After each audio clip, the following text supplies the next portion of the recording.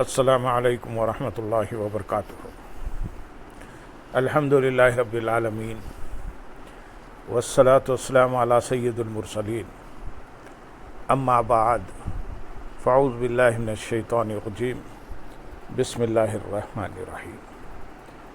برادران عزیز و معزز خواتین، آج کی اس نشست میں سورۃ المومنون کی آیت نمبر 24 سے آیت نمبر 32 تک تمام آیات کا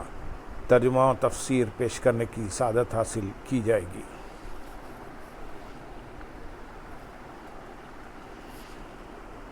فقال الملأ الذين كفروا من قومه ما هذا إلا بشر مثلكم يريد أن يتفضل عليكم ولو شاء الله لأنزل ملائكة ما سمعنا بهذا في آبائنا الأولين إن هو إلا رجل به جنة فتربصوا به حتى حين قال رب انصرني بما كذبون فأوحينا إليه أن اصنع الفلك بأعيننا ووحينا فإذا جاء أمرنا وفارت النور فاسلك فيها من كل زوجين اثنين وأهلك إلا من سبق عليه القول منهم ولا تخاطبني في الذين ظلموا إنهم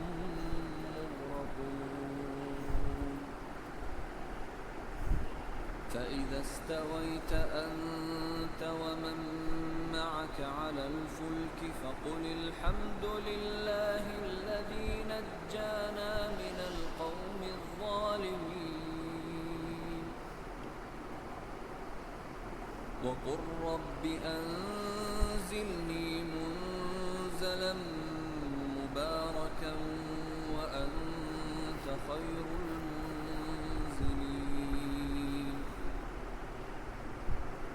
إن في ذلك لآيات وإن كنا لمبتلين ثم أنشأنا من بعدهم قرنا آخرين فأرسلنا فيهم رسولا منهم أن اعبدوا الله ما لكم من إله غيره أفلا تتقون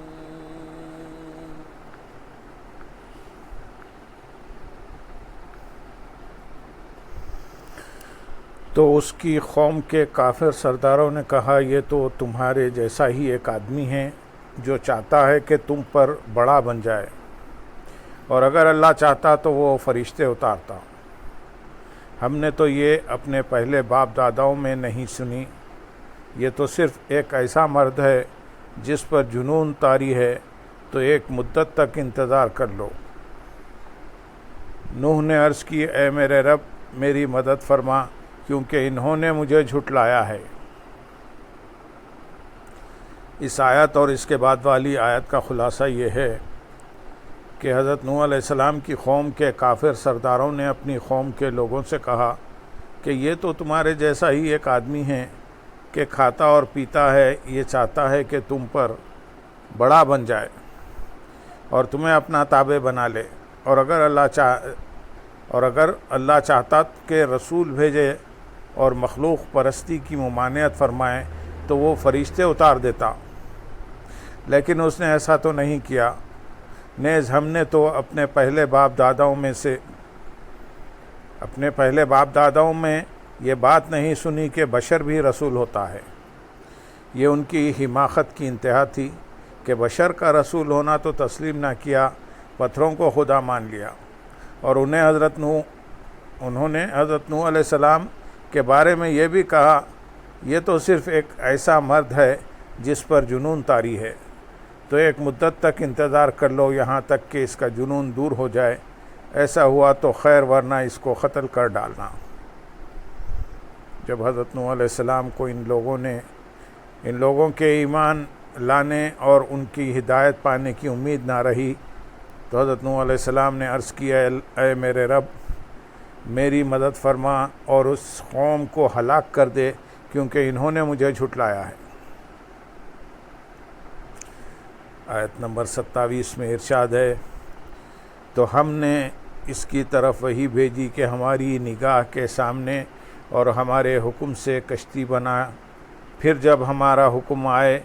اور تنور ابل پڑے تو کشتی میں ہر جوڑے میں سے 2 اور اپنے گھر والوں کو داخل کر لو، سوائے ان میں سے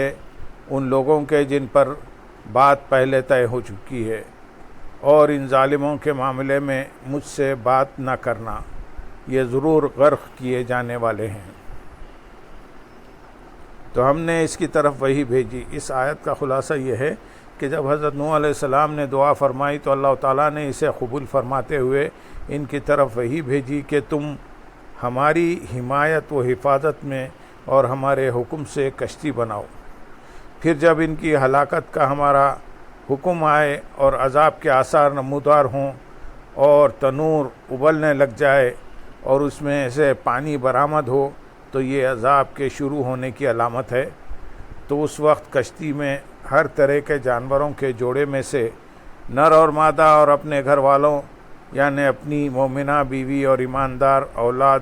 یا تمام مومنین کو داخل کر لو، البتہ ان میں سے ان لوگوں کو سوار نہ کرنا جن پر بات پہلے طے ہو چکی ہے اور کلام ازلی میں ان پر عذاب و ہلاکت معین ہو چکی ہے۔ اس سے مراد حضرت نوح علیہ السلام کا کنعان نامی ایک بیٹا اور ایک بیوی ہیں کہ یہ دونوں کافر تھے۔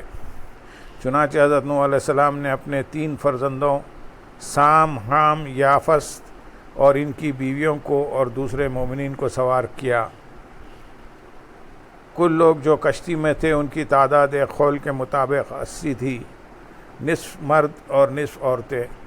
حضرت نوح علیہ السلام سے مزید ارشاد فرمایا کہ ان ظالموں کے معاملے میں مجھ سے بات نہ کرنا اور ان کے لیے نجات طلب کرنا، نہ دعا فرمانا، یہ ضرور غرق کیے جانے والے ہیں۔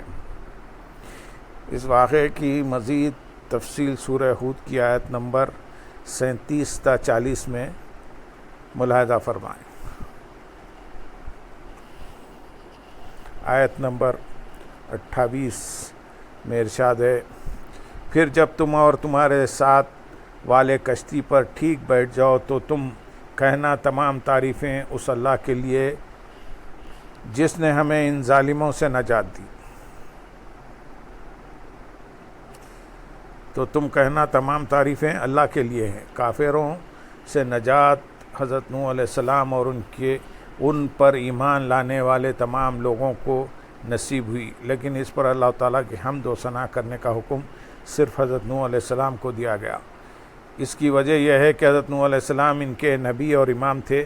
تو ان کا حمد و ثنا کرنا ان ایمان والوں کا حمد و ثنا کرنا ہے۔ نیز اس میں اللہ تعالیٰ کی کبریائی اور ربوبیت اور نبوت کی عظمت و فضیلت کی طرف اشارہ کرنا بھی مقصود ہے، کیونکہ اللہ تعالیٰ سے ہم کلام ہونا وہ عظیم رتبہ ہے جو فرشتے اور نبی کے علاوہ کسی اور کو حاصل نہیں ہوتا۔ نیز بحیثیت نبی حمد کا حکم حضرت نوح علیہ السلام کو ہوا تو امت نے اس کی پیروی کرنی تھی۔ آیت نمبر 29 میں ارشاد ہے، اور عرض کرنا، اے میرے رب مجھے برکت والی جگہ اتار دے اور تو سب سے بہتر اتارنے والا ہے۔ یعنی کشتی سے اترتے وقت یا اس میں سوار ہوتے وقت عرض کرنا کہ اے میرے رب مجھے برکت والی جگہ اتار دے اور تو سب سے بہتر اتارنے والا ہے۔ کشتی میں سوار ہوتے وقت کی برکت عذاب سے نجات ہے، اور کشتی سے اترتے وقت کی برکت نسل کی کثرت اور پے در پے بھلائیوں کا ملنا ہے۔ اس آیت میں اشارہ ہے کہ ہر مسلمان کو اللہ تعالیٰ کی بارگاہ سے ایسی برکت والی جگہ کی دعا مانگنی چاہیے جس میں اس کے لیے دین اور دنیا دونوں کی برکتیں ہوں۔ آیت نمبر 30 میں ارشاد ہے، بے شک اس میں ضرور نشانیاں ہیں اور بے شک ہم ضرور آزمانے والے تھے، یعنی حضرت نوح علیہ السلام کے واقعے میں، اور اس میں جو دشمنان حق کے ساتھ کیا گیا ضرور نشانیاں، عبرتیں، نصیحتیں اور اللہ تعالیٰ کی قدرت کے دلائل ہیں۔ اور بے شک ہم حضرت نوح علیہ السلام کو اس قوم میں بھیج کر اور ان کو واعظ و نصیحت پر مامور فرما کر انہیں ضرور آزمانے والے تھے، تاکہ ظاہر ہو جائے کہ عذاب نازل ہونے سے پہلے کون نصیحت قبول کرتا اور تصدیق و اطاعت کرتا ہے، اور کون نافرمان تکذیب و مخالفت پر ڈٹا رہتا ہے۔ آیت نمبر 31 اور 32 میں ارشاد ہے،